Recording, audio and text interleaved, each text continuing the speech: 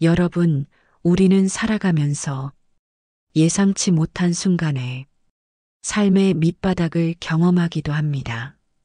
마치 모든 것이 무너져 내린 같고 깊은 나락으로 떨어진 것 같은 절망감에 휩싸일 때가 있죠. 가슴이 텅 비어버린 것처럼 공허함과 온몸을 감싸는 듯한 무기력감이 우리를 짓누를 때가 있습니다. 어둠 속에서 헤매는 것처럼 고독감에 시달리기도 합니다. 그때 우리는 흔히 누군가의 따뜻한 동정이나 진심 어린 위로가 가장 큰 힘이 될 거라고 생각합니다. 누군가 나를 이해해주고 내 편이 되어준다면 이 고통을 벗어날 수 있을 텐데 간절히 바라게 되죠. 마치 거대한 파도에 휩쓸린 듯한 무력감 속에서 누군가의 손길을 애타게 기다리게 됩니다. 하지만 오랜 시간 삶을 살아오면서 제가 깨달은 진실은 조금 다릅니다. 물론 위로와 공감은 소중합니다. 마음을 어루만져주는 따뜻한 말 한마디는 큰 힘이 될 수 있죠. 그러나 삶의 나락에 떨어졌을 때 우리 스스로를 진정으로 일으켜 세우고 그 절망적인 상황을 벗어나게 해주는 것은 아이러니하게도 딱 두 가지뿐이라는 것입니다. 하나는 바로 돈이고 다른 하나는 건강입니다. 이 두 가지는 가장 현실적이고 가장 강력한 회복의 미천이 되어줍니다. 나이가 들면서 저 역시 이러한 깊은 실패와 좌절의 순간들을 겪었었고 여러분 주변에서도 어쩌면 이런 가슴 아픈 경험을 한 분들을 종종 보실 겁니다. 때로는 세상에서 가장 가깝다고 믿었던 가족조차도 그 힘든 상황을 견디지 못하고 곁을 떠나는 경우도 있습니다. 상상만 해도 가슴 아프고 정말 막막한 일이죠. 사랑했던 이들의 외면은 마음에 더 깊은 상처를 남기기도 합니다. 하지만 그때조차도 우리가 놓지 말아야 할 것이 있습니다. 바로 돈과 건강입니다. 힘들다고 해서 현실을 외면하고 돈을 함부로 쓰거나 절망감에 빠져 현실 도피를 위해 몸과 마음을 망치고 어차피 망한 거 남은 돈 다 써버리자고 자포자기하는 심정으로 생각하면 그 고통은 절대 극복되지 않습니다. 오히려 상황은 더욱 악화되고 더 깊은 나락으로 빠져들게 됩니다. 그렇다면 나락의 본질은 과연 무엇일까요? 그리고 왜 돈과 건강이 그토록 중요하다고 말하는 것일까요? 지금부터 함께 깊이 있게 탐구해 보겠습니다. 나락의 본질은 우리가 무엇을 잃어버렸는가로 정의됩니다. 우리가 무엇을 가지고 있는가로 삶의 상태가 결정되는 것이 아닙니다. 만약 100억을 가진 사람이 있었어요. 그 사람이 사업 실패로 90%를 까먹고 10억이 남았다고 해봅시다. 사람들은 이것을 나락이라고 부를까요? 여전히 경제적으로 보면 상위층에 속하는 금액이지만 그 사람에게는 100억에서 10억으로 추락한 상실감이 바로 나락인 겁니다. 이러한 상실감은 돈의 절대적인 액수보다 더욱 깊은 고통을 안겨줍니다. 그렇다면 10억마저 잃고 간신히 100만 원만 남았다면 어떨까요? 예전에 이런 이야기도 있었습니다. 10억이 있으나 100만 원이 있으나 뭐 어때? 어차피 밑바닥인데 다 써버리자. 아니요, 절대 그렇지 않습니다. 이 100만 원과 10억은 완전히 다릅니다. 100만 원이 남았으면 그 100만 원이라도 필사적으로 지켜야 하는 겁니다. 어차피 망했어라고 자포자기하며 남은 것마저 던져버리면 절대 안 됩니다. 남은 것, 탈탈 털어 남은 그 작은 조각마저 절망 속에서도 지키고 우리가 넘어졌을 때 남아있는 그 작은 불씨들을 정비하고 새롭게 준비해서 다시 일어날 때에 가장 단단하고 귀한 기반으로 삼아야 합니다. 이것이 바로 진정한 재기의 시작입니다. 아무리 작은 것이라도 남아있는 희망의 끈을 놓지 않는 것이죠. 그리고 건강도 마찬가지입니다. 숨부터 있다고 건강한 게 아닙니다. 몸이 조금이라도 움직일 수 있는 힘이 남아있다면 그때부터라도 꾸준히 운동을 시작하고 단순히 운동만 할 게 아니라 몸도 깨끗하게 씻고 머리도 단정하게 자르고 최소한의 옷차림이라도 단정하게 입으며 스스로를 돌보는 최소한의 노력을 해야 합니다. 겉모습이 흐트러지면 마음도 흐트러지기 쉽습니다. 우울감과 무기력감은 종종 이러한 외적인 무질서에서 시작됩니다. 그래야만 그 힘든 상황을 진정으로 극복해낼 수 있습니다. 저는 과거에 깊은 실패를 겪었을 때 될 대로 되라는 심정으로 수염도 안 자르고 매일 늦게 일어나고 졸릴 때 자고 더벅머리처럼 흐트러진 모습으로 방 안에만 틀어박혀 살았던 시기가 있었습니다. 정말 나태하고 무기력한 모습이었죠. 하지만 여러분, 그러지 말라는 겁니다. 제가 스스로를 돌보고 외모를 단정히 하고 생활 리듬을 바로잡고 나서야 비로소 다시 좀 딛고 일어설 수가 있더라는 거죠. 건강과 자기 관리는 절망 속에서도 놓치지 말아야 할 마지막 자존심이자 새로운 시작을 위한 가장 기본적인 에너지입니다. 나를 돌보는 작은 행위들이 모여 결국 큰 변화를 만듭니다. 이것이 바로 나를 위한 가장 큰 투자입니다. 거기다가 돈을 없는데 왜 씁니까? 실패했는데 왜 남은 돈마저 탕진합니까? 있는 것을 철저히 지키라는 겁니다. 돈이라는 것은 건강과 더불어 가장 궁극적인 자산입니다. 단순히 물질적인 가치를 넘어 삶의 선택권을 제공하고 위기 상황에서 당신을 지켜주는 든든한 방패가 되어줍니다. 건강은 삶의 모든 가능성을 유지하기 위한 절대적인 조건입니다. 몸이 아프면 그 어떤 기회도 잡을 수 없습니다. 힘들수록 식습관을 지키고 규칙적인 생활을 하고 충분한 수면을 취해야 한다는 것은 바로 이 때문입니다. 사람들이 멘탈로 이겨낸다고 말하죠. 물론 굳건한 정신력도 중요합니다. 하지만 뇌과학적으로 보면 우리의 건강이나 생활 패턴이 무너지면 마음이 따라서 무너진다는 겁니다. 몸과 마음은 긴밀하게 연결되어 있으며 어느 한쪽이 무너지면 다른 쪽도 버티기 어렵습니다. 돈은 뭐예요? 돈은 현실적인 기초입니다. 건강이 가능성을 유지하기 위한 기초라면 돈은 현실을 버티고 다시 일어서기 위한 구체적인 힘이 됩니다. 힘들다고 해서 소비를 통해서 일시적인 해소를 선택하면 결국 고통이 점점 더 깊어지고 장기화됩니다. 이는 마치 밑 빠진 독에 물을 붓는 것과 같습니다. 아무리 부어도 채워지지 않고 결국 물마저 고갈시키는 꼴이 됩니다. 돈을 잃는 것은 단순히 숫자가 줄어드는 것이 아니라 위기를 극복할 수 있는 능력 자체를 더 낮추는 행위입니다.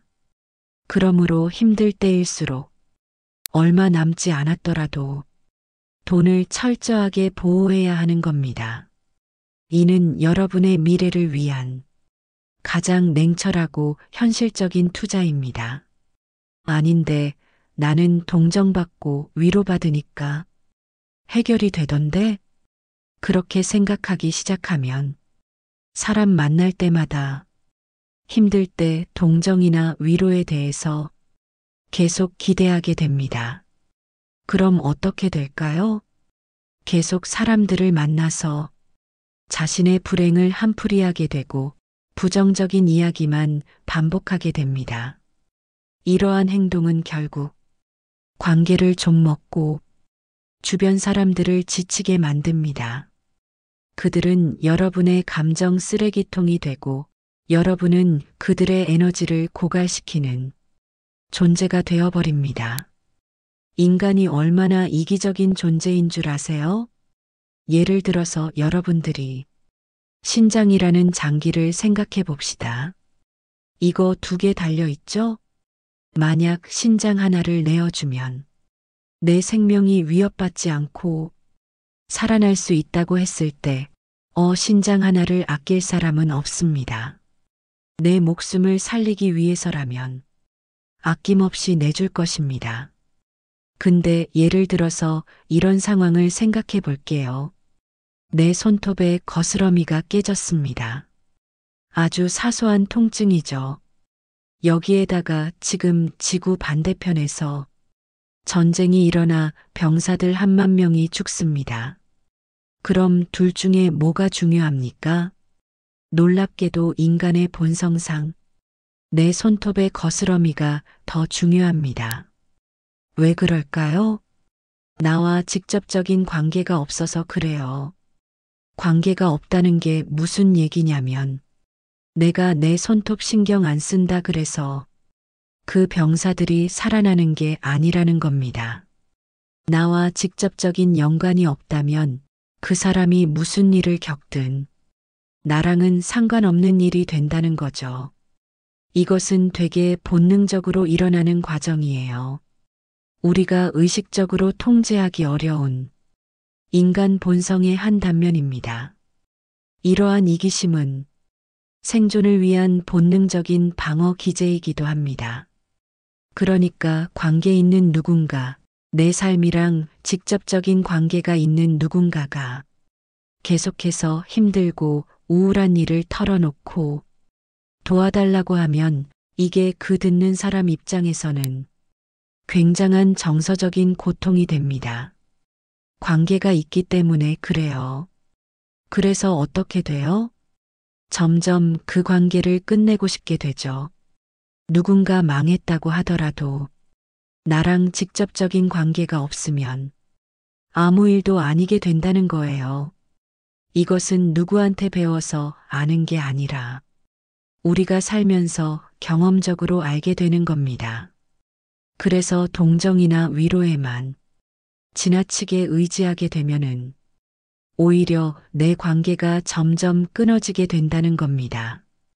사람들은 불행이 타인에게 옮을까봐 걱정을 해요. 마치 전염병처럼 그것을 두려워한다는 거죠. 그러므로 혼자 일어나야 하는 겁니다. 결국 그때 꼭 필요한 것이 그나마 가지고 있는 돈과 건강이라는 거예요. 인간은 이기적입니다. 본능적으로 관계의 거리에 따라서 공감의 깊이가 완전히 달라지는 겁니다. 하지만 이것이 나쁜 것만은 아닙니다. 우리를 보호하기 위한 본능이기도 하니까요. 그런데도 누군가의 도움으로 일어나는 경우가 없나요? 있어요. 당연히 있습니다. 하지만 그것은 뭐예요? 그 도와준 사람의 특별한 배려예요. 그건 감사할 일이지 절대 당연한 일이 아닌 겁니다. 굉장히 예외적인 일이에요. 내가 이렇게 겪어서 불쌍했으니 누군가 나랑 관계를 유지하거나 아니면 관계를 더 돈독히 하려고 나를 도와줄 거야라고 생각하면 안 됩니다. 그런 사람은 그 사람이 특별한 거예요. 게다가 만약에 여러분들이 그 도움으로 일어날 수 있었다면 그 경험에 대해서는 정말 깊이 감사해야 합니다.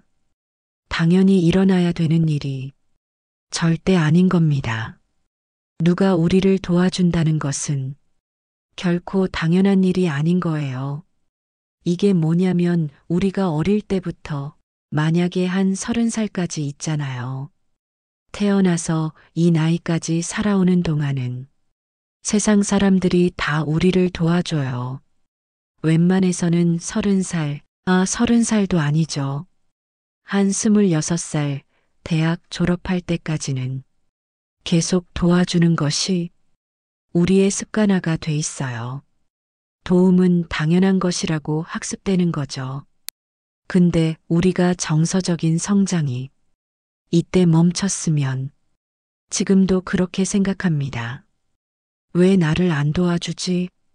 다른 사람을 탓하게 되고 불평불만만 늘어나는 거죠. 누가 우리를 도와주는 것은요, 그것은 의무가 아니라 우리가 어떤 특권적인 경험을 한 거예요.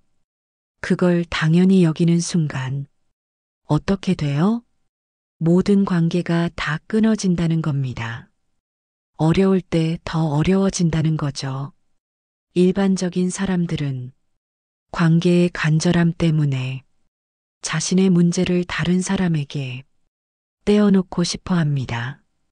하지만 있잖아요. 그것을 우리가 이것이 당연한 것이 아니다. 정말 특별한 거다라는 생각을 계속 가지고 있으면 어떤 상황이 되냐면 이런 상황을 생각해 봅시다. 우리가 어떤 실패를 겪어서 나락에 갔어요.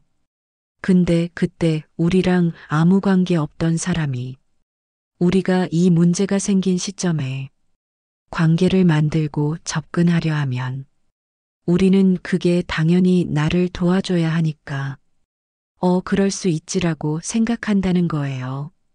근데 그건 일반적이지 않다는 거죠. 그것을 지푸라기라도 잡는 심정으로 잡았다가는 더 깊은 나락으로 가는 소위 나락 플러스로 가는 위험천만한 상황이 발생할 수 있습니다. 만약 여러분들이 나락 속에서 정말 절실하게 도움을 찾고 싶다면 관계가 제일 진득했던 사람, 도저히 떼어낼 수 없는 사람, 그러니까 우리를 떼어낼 수가 없는 사람이 우리를 도울 때 그게 진짜 도움일 가능성이 높습니다. 그 사람은 뭐예요? 관계가 너무 얽혀 있어 가지고 돕는 것이 내가 이 사람을 잘라내는 것보다 차라리 더 나은 선택일 수 있기 때문입니다. 반대로 우리가 힘든 상황에서 아무 관계 없던 사람이 갑자기 접근한다면 대부분의 상황에서 좀 더 냉철하게 말하자면 그 사람이 마치 하이에나 같은 사람일 수 있다는 거예요. 우리가 망했으니 와서 시체를 파먹으러 오는 거랑 다를 바가 없을 수 있다는 거죠. 평소에 우리에게 잘하던 사람들은 다 떠나고 없는데 아예 모르는 사람이 도와주러 왔다. 이 상황을 일반적인 상식으로 생각하면 결코 좋은 상황이 아닌 겁니다. 근데 이때는 판단을 잘할 수가 없어요. 우리의 마음이 너무 지치고 약해져 있기 때문이죠. 거기다가 우리가 정서적인 수준이 여기에 머물러 있으면 어때요? 거기에 쉽게 의지하게 된단 말이에요. 그래서 더 큰 위험에 빠질 수 있더라는 거죠. 그러니까 여러분이 힘들 때일수록 어떻게 해야 된다? 힘들 때일수록 혼자 일어나려고 마음을 먹어야 합니다. 이것을 도와주는 것은 특별한 일이고 그것이 우리에게 온다면 그건 운입니다. 그 운을 기반으로 일어나려면 우리가 먼저 스스로 바닥에서부터 올라가고 있어야 합니다. 다른 사람이 도와주는 것은 조미료와 같습니다. 조미료만 가지고 음식을 만들 수 있나요? 그럴 수가 없습니다. 진정한 음식은 재료와 노력으로 만들어지는 것이죠. 아무리 훌륭한 조미료라도 기반이 없으면 무용지물입니다. 제가 이런 말을 하는 이유는 저도 이것을 겪었기 때문입니다. 제 채널에 최근에 새로 유입된 분들이 많다 보니까 내가 무슨 실패를 겪었어? 너 하는 것마다 잘 되지 않았어?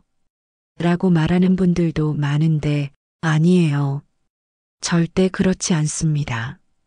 그때마다 상황이 더 악화된 것이 뭐냐면 제가 주변에 너무 조언을 구하러 다녔다는 겁니다. 특히 저와 관계없는 사람들, 저의 상황을 온전히 이해하지 못하는 사람들에게 너무 많은 기대를 걸었습니다. 그 사람 입장에서는 여러분들의 그 상황에 대해서 깊게 여러분 인생에 대해서 여러분만큼 생각을 안 하잖아요. 그렇죠? 그러니까 아주 단편적이고 1차원적인 조언을 해줄 수밖에 없습니다. 그리고 그것을 실제 우리 삶에 적용하다 보면 굉장히 더 안 좋아질 수 있습니다. 그러니까 혼자 먼저 기반을 만들고 거기서 하나씩 일어나려 그래야 돼요. 무슨 얘긴지 아시겠죠? 여러분, 힘들 때일수록 무엇보다 몸을 챙기고 남은 돈을 지키십시오. 그것이 바로 여러분이 다시 일어설 수 있는 가장 단단한 미천이 될 것입니다. 오늘의 이야기가 삶의 나락에서 헤매는 분들에게 작은 등불이 되었기를 진심으로 바랍니다. 우리는 모두 강인하며 스스로의 힘으로 일어설 수 있는 내면의 불꽃을 가지고 있습니다. 그 불꽃을 다시 지피는 용기를 가지십시오. 혼자임을 두려워하지 말고 오히려 그 시간을 여러분을 더욱 강하게 만드는 성장의 기회로 삼으십시오.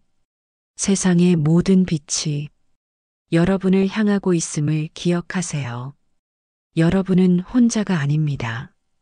여러분 삶은 소중하고 다시 일어설 수 있는 무한한 가능성을 가지고 있습니다. 오늘 영상이 여러분의 마음에 깊은 울림을 주었다면 부디 좋아요와 구독 그리고 알림 설정으로 저희 채널과 계속 함께해 주십시오. 여러분 한 분 한 분의 빛나는 삶을 저희 채널이 항상 응원하겠습니다. 끝까지 시청해 주셔서 진심으로 감사합니다. 다음에 또 만나 더 의미 있는 시간을 함께하길 바랍니다. 늘 평온하고 지혜로운 하루 되세요.